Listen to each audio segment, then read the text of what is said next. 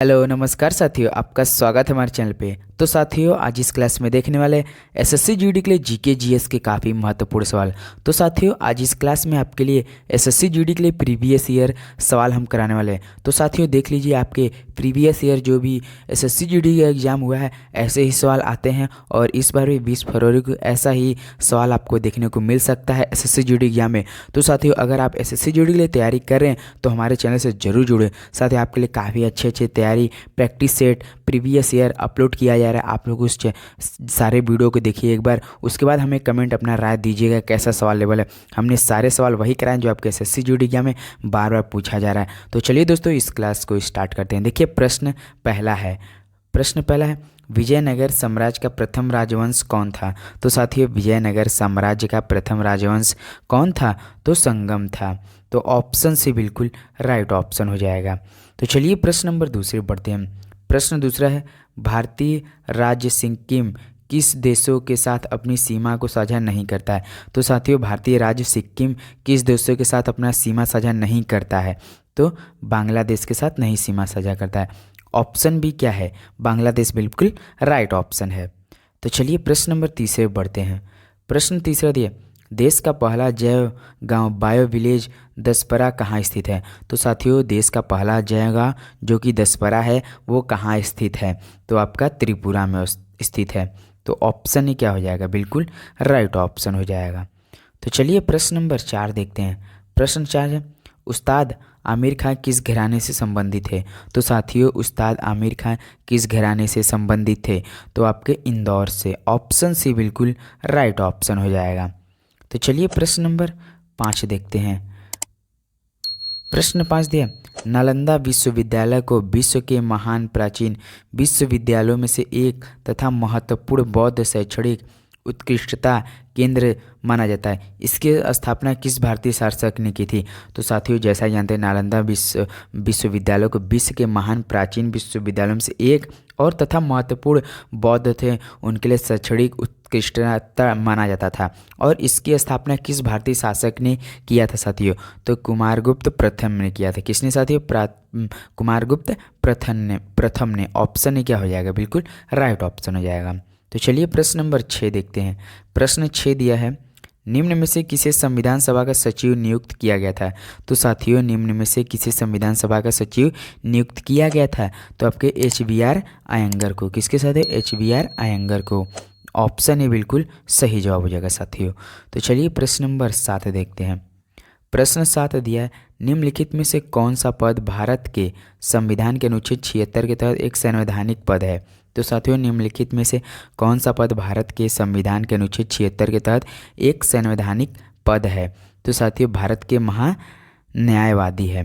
तो option D क्या है? बिल्कुल राइट ऑप्शन है। तो प्रश्न नंबर 8 देखते हैं। मनुष्यों के लिए शोर की सहन सीमा करीब करीब कितनी होती है। तो साथियों, मनुष्य के लिए शोर की सहन सीमा करीब करीब कितनी होती है? कितना डेसिबल तक सहन कर सकते हैं? तो आपका 85 डेसिबल तक। ऑप्शन भी बिल्कुल राइट ऑप्शन हो जाएगा। तो प्रश्न नंबर 9 देखते हैं। प्रश्न 9 दिया, यदि लोकसभा के अध्यक्ष अपने कार्यकाल के समाप्त होने से पहले अपना पद त्याग करना चाहे तो वो अपना त्यागपत्र किसे प्रस्तुत करेंगे। तो साथियों, यदि लोकसभा के अध्यक्ष जो होते हैं अपने कार्यकाल समाप्त होने से पहले अपना त्याग देना चाहते हैं तो अपना त्यागपत्र वो किसे प्रस्तुत करेंगे? जानते हैं, ये लोकसभा के उपाध्यक्ष को देंगे। किनको साथियों? लोकसभा के उपाध्यक्ष को। ऑप्शन सी बिल्कुल राइट ऑप्शन हो जाएगा। तो प्रश्न नंबर 10 देखते हैं।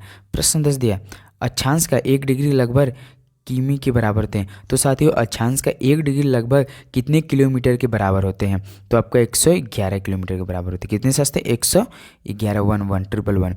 तो याद रखिएगा। तो चलिए प्रश्न नंबर 11 देखते हैं। प्रश्न 11 दिया है, महात्मा गांधी ने दक्षिण अफ्रीका में कौन सा अखबार शुरू किया था। तो साथियों, महात्मा गांधी ने दक्षिण अफ्रीका में कौन सा अखबार शुरू किया था? तो आपके इंडियन ओपिनियन शुरू किया था। कौन सा दियो? Indian opinion. ऑप्शन ए बिल्कुल राइट ऑप्शन हो जाएगा। तो चलिए प्रश्न नंबर 12 देखते हैं। प्रश्न 12 दिया, इनमें से कौन सी पर्वत श्रृंखला स्विट्जरलैंड में स्थित है। तो साथियों, इनमें से कौन सी पर्वत श्रृंखला स्विट्जरलैंड में स्थित है? तो साथियों, आल्प्स। कौन है साथियों? आल्प्स। ऑप्शन डी बिल्कुल राइट ऑप्शन हो जाएगा। तो चलिए प्रश्न नंबर 13 देखते हैं। प्रश्न 13 दिया, प्रधानमंत्री नरेंद्र मोदी ने किस दिन को राष्ट्रीय अंतरिक्ष दिवस के रूप में मनाने की घोषणा की है? तो साथियों, प्रधानमंत्री नरेंद्र मोदी ने किस दिन को राष्ट्रीय अंतरिक्ष दिवस के रूप में मनाने की घोषणा की है? तो 23 अगस्त को, याद रखिए 23 अगस्त। ऑप्शन भी बिल्कुल राइट ऑप्शन हो जाएगा। साथियों, जो प्रधानमंत्री से रिलेटेड सारे सवाल, ऐसे सवाल होंगे आपको जरूर याद करके जाइएगा। ऐसे सवाल आपके एग्जाम में जरूर पूछा जाता है, 1 या 2 सवाल। तो प्रश्न नंबर 14 देखते हैं। प्रश्न 14 दिया, किसी अर्थव्यवस्था में सामान्य मूल्य स्तर पर निरंतर वृद्धि को क्या कहा जाता है? तो साथियों, किसी अर्थव्यवस्था में सामान्य मूल्य स्तर पर निरंतर वृद्धि को क्या कहा जाता है? तो आपके मुद्रास्फीति। क्या साथियों? मुद्रास्फीति। ऑप्शन भी बिल्कुल सही जवाब हो जाएगा। तो चलिए प्रश्न नंबर 15 देखते हैं। प्रश्न 15 दिया है, कलामंडलम कल्याणी कुट्टी अम्मा नृत्य शैली की एक भारतीय शास्त्रीय नृत्यांगना थी। तो साथियों, कलामंडलम कल्याणी कुट्टी अम्मा नृत्य शैली की एक भारतीय शास्त्रीय नृत्यांगना थी। तो साथियों, क्या हो जाएगा? मोहिनी अट्टम। याद रखिए साथियों, मोहिनी अट्टम। ऑप्शन डी बिल्कुल राइट ऑप्शन है। तो प्रश्न नंबर 16 देखते हैं। प्रश्न 16 दिया, मनुष्य में एक कवक जनित रोग फंगल बॉर्न डिजीज है। साथियों, बता सकते हैं मनुष्य में एक कवक जनित रोग जिसे हम क्या कहते हैं? फंगल बॉर्न डिजीज है। तो ये सवाल आपके लिए टेस्ट होता है। देखते हैं इस सवाल के जवाब में कौन कौन कमेंट करता है। अगर आप एसएससी जीडी की तैयारी कर रहे हो तो साथियों इस सवाल का जवाब में आप जरूर कमेंट करेंगे, सर्च करके जरूर बताइएगा साथियों। तो चलिए प्रश्न नंबर 17 देखते हैं। प्रश्न 17 है, किस राज्य केंद्र शासित प्रदेश की विश्व प्रसिद्ध बसोहली पेंटिंग को जीआई टैग प्रदान किया गया है? तो साथियों, किस राज्य केंद्र शासित प्रदेश की विश्व प्रसिद्ध बसोहली पेंटिंग को जीआई टैग प्रदान किया गया है? तो आपके किया गया जम्मू कश्मीर को। ऑप्शन डी बिल्कुल राइट ऑप्शन हो जाएगा। J&K मतलब जम्मू कश्मीर। और प्रश्न नंबर 18 देखते हैं। प्रश्न 18 दिए, भारतीय लेखक अमिताभ घोष का साहित्य अकादमी पुरस्कार विजेता उपन्यास निम्नलिखित में से कौन सा है? तो साथियों, भारतीय लेखक अमिताभ घोष का साहित्य अकादमी पुरस्कार विजेता उपन्यास निम्नलिखित में से कौन सा है? तो साथियों, द शैडो लाइन्स है। कौन साथियों? The shadow lines. Option A बिल्कुल सही जवाब हो जाएगा। तो प्रश्न नंबर 19 देखते हैं। प्रश्न 19 दिया, वर्ष 2023 में टाटा आईपीएल का खिताब किस टीम ने जीता है? तो साथियों, वर्ष 2023 में टाटा आईपीएल का खिताब किस टीम ने जीता है? आपको पता होगा, काफ़ी फेमस हमारे महेंद्र सिंह धोनी की team Chennai super Kings. Option D बिल्कुल राइट ऑप्शन हो जाएगा। साथियों, आप बता सकते हैं इस बार धोनी क्या 2024 में चेन्नई सुपर किंग्स के लिए कप्तानी करेंगे, खेलेंगे? आप अपना राय कमेंट हमें जरूर दीजिएगा। तो चलिए प्रश्न नंबर 20 देखते हैं। प्रश्न 20 वैश्विक शांति सूचकांक 2023 ग्लोबल पीस इंडेक्स 2023 में भारत किस स्थान पर रहा है? तो साथियों, वैश्विक शांति सूचकांक 2023 ग्लोबल पीस इंडेक्स 2023 में भारत किस स्थान पर रहा था? तो बता सकते 126वें स्थान पर रहा था साथियों। ऑप्शन ए बिल्कुल राइट ऑप्शन हो जाएगा।